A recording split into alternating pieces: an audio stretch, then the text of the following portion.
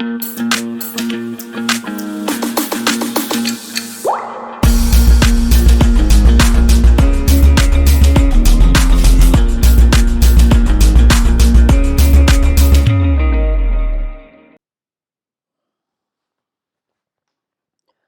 Everyone, welcome back to the layman way, जहाँ पे हम डेली एमसीक्यूज डिस्कस करते हैं करंट अफेयर्स के। तो पिछला लेक्चर आ चुका है करंट अफेयर्स का, आज थोड़ा लेट हो गया है एमसीक्यू डालने में, है ना। तो चलिए अब जल्दी से बिना देरी के आगे बढ़ते हैं और आज के 6 क्वेश्चन देखते हैं। आज हम 6 क्वेश्चन देखेंगे, है ना। तो चलिए देखते हैं। +2 -0.66 आप कर लेना, खुद ही से ही देख लेना कितने नंबर आ रहे हैं और प्लीज़ कमेंट करके बताना नीचे, है ना। चलो आज का पहला क्वेश्चन देखते हैं। Which of the following became the first country to adopt bitcoin as a legal tender. तो कौन सी ऐसी कंट्री है जिसने बिटकॉइन को as a legal tender declare कर दिया है? Greece, Venezuela, Austria, El Salvador. तो हमने देखा था इट इज़ एल साल्वाडोर। इसका आंसर क्या है? इसका आंसर है डी। आगे बढ़ते हैं। Consider the following statements regarding deputy speaker of the Lok Sabha. पहला ऑप्शन क्या बोल रहा है? Article 93 of the constitution provides for the election of both the speaker and the deputy speaker, है ना। तो ये सही है, आर्टिकल 93 डील्स विद दिस। दूसरा क्या है? Date of election of the deputy speaker is fixed by the president. So this is wrong, क्योंकि date of election of deputy speaker speaker decide करता है ना। और स्पीकर का कौन डिसाइड करता है? स्पीकर का डिसाइड करता है प्रेसिडेंट, है ना। स्पीकर का प्रेसिडेंट डिसाइड करता है, डेप्यूटी स्पीकर का स्पीकर डिसाइड करता है। तो 2 इज़ रॉन्ग, 2 हम रॉन्ग कर देते हैं। पहला सही है, तो बचता है ऑप्शन डी ही बचता है बस। Constitution provides that deputy speaker should be a member of opposition party. तो ये भी गलत है, कन्वेंशन है ये, बट कॉन्स्टिट्यूशन में ऐसा कुछ नहीं दिया गया है कि डेप्यूटी स्पीकर जो है वो अपोजिशन पार्टी का होना चाहिए, ऐसा कुछ नहीं है ना। तो आंसर हो गया डी, है ना। आगे बढ़ते हैं। Consider the following statements regarding appointment of supreme court जजेस। President appoints the Supreme Court judges after consultation with the CGI, which in turn makes a recommendation after consulting with the collegium of 4 senior most judges of the Supreme Court. तो ये इसी को ही हम third जजेस case बोलते हैं ना। तो this is right. The recommendation of the chief justice of India is binding on the president.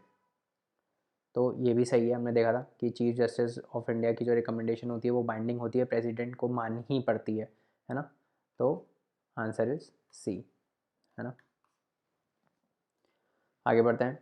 एक Pahal campaign recently seen in news is related to. तो एक पहल कैंपेन किससे रिलेटेड थी?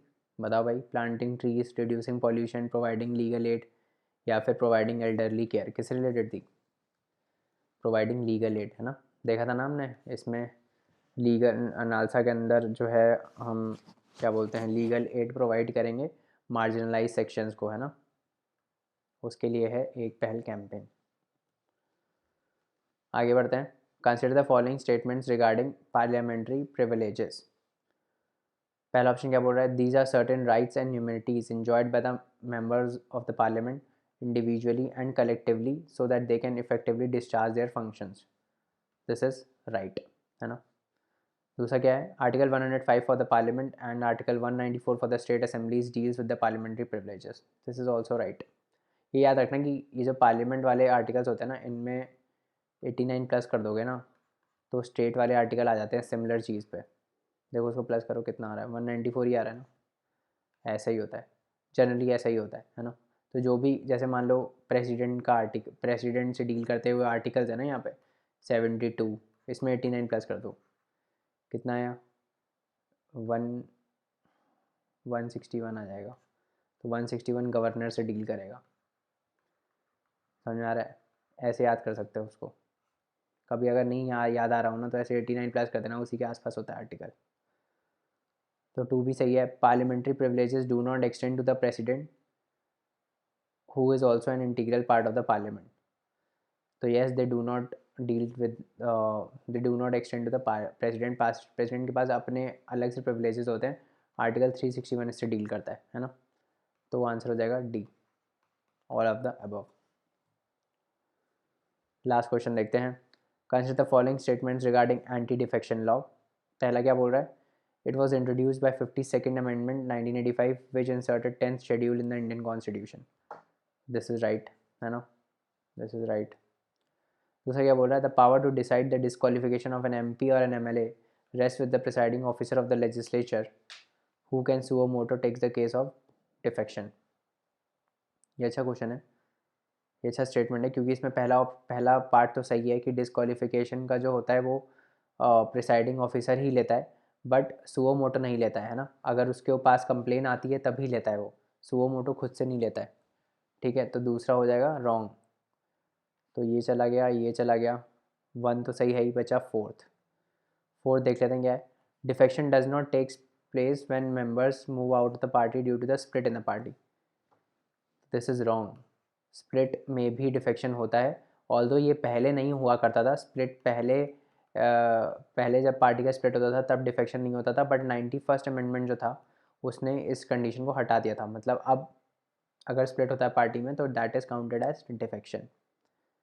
तो फोर्थ इज़ ऑल्सो रॉन्ग, तो आंसर हो जाएगा 1 only. Third क्या बोल रहा था, presiding officer has to give his decision regarding defection within 3 months of receiving a complaint, तो ये भी गलत है, कॉन्स्टिट्यूशन में ऐसा कुछ नहीं दिया गया है, कोई टाइम लिमिट नहीं है। ऑल तो सुप्रीम कोर्ट ने भी रिसेंटली बोला है, बट मतलब ऐसा हम दावे के साथ नहीं बोल सकते कि हैज़ टू टेक, ऐसा कुछ नहीं है, नहीं लेगा तो ऐसा नहीं है कि उसको जेल हो जाएगा, तो ये भी गलती है, आंसर हो जाएगा डी, है ना।